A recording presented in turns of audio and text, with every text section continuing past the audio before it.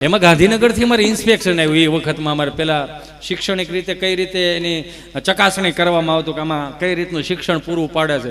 તો ગાંધીનગરથી સાહેબો આવે છે, અમને તો કંઈ ખબર નહીં. સાહેબે કહી દીધું ગાંધીનગરથી સાહેબો આવે છે, જે કોઈને પ્રશ્નો કરે ને હરખી રીતે જવાબ આપવા કે કાંઈ વાંધો નહીં. તો ગાંધીનગરથી સાહેબ આવે ને અમારા રૂમમાં આવ્યા. તો સાહેબે એવું કીધું, છોકરાઓ જય હિન્દ. બધા કહેતા જય હિન્દ સાહેબ.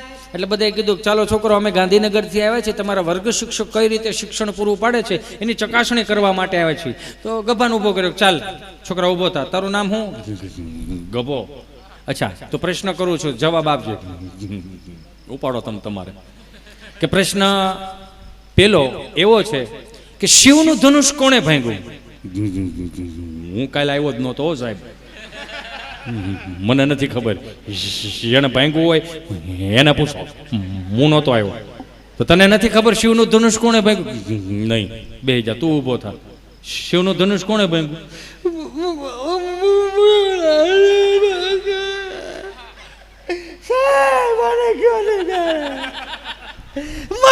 મારા બોર્ડમાં લખવાની શોખ નથી ભાંગતી. શિવનું ધનુષ ક્યાંથી ભાંગે? તો તને નથી ખબર શિવનું ધનુષ કોણે?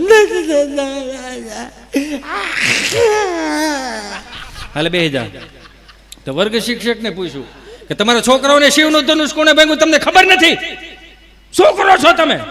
તો માસ્ટર સાહેબ ઢીલા પડી ગયા. સાહેબ 48 છોકરાઓને હા શું આના બાપાએ અમારી પાસે ભણતા.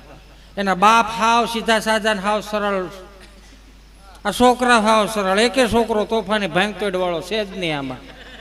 તો તમને નથી ખબર શિવનું ધનુષ કોણ? નથી ખબર સાહેબ.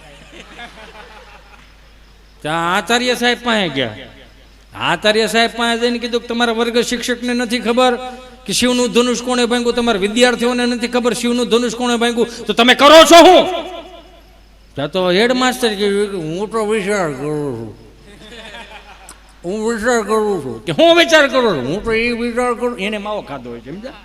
હું તો એ વિચાર કરું છું કે અમારી નિહાળે શિવનું ધનુષ લાવ્યું કોણ?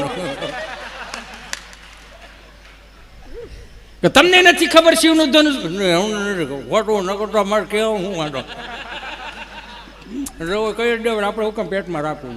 તો તમને નથી ખબર ને? સરપંચ પાસે ગયા. સરપંચને કીધું કે તમારા વર્ગ શિક્ષકોને નથી ખબર, હેડમાસ્ટરને નથી ખબર, તમારા વિદ્યાર્થીઓને નથી ખબર, તો તમે કરો છો શું? કે શિવનું ધનુષ કોણે ભાગ્યું કોઈને ખબર નથી? લે આવડી મોટી ઘટના ગામમાં ઘટી ગઈ, મને ખબર નહીં. બહુ કહેવાય એ કામ કરો જે હોય જો તમારે, તમને ખબર ને શિવનું ધનુષ કોણે ભાગ્યું? ઈ એમ નથી કહેવા માંગતો પણ ખબર કેમ કોઈને નથી? તો તમને ગાંધીનગર કેમ ખબર પડી?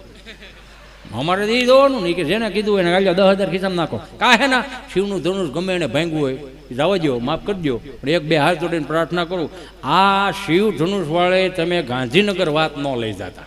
કે કાં એ કે ઓલરેડી આમે અમારા ગામનું નામ ખરાબ છે, પછી પેપરમાં નામ સડે, પછી કોક એમ કહે ને કે અહીંયા દીકરી ન દેવાય. હે એટલે આવ્યો બીજા 5,000 કે આ હે ના કે શિવ ધનુષના કટકા મળે તો મને આપી દેજો. વાડીએ દાટીએ હોય પણ કોઈને કહેવાનું થતું જ નથી કોણે ભાંગ્યું. કેવું ભાંગ્યું જો આમાં કેવું છે.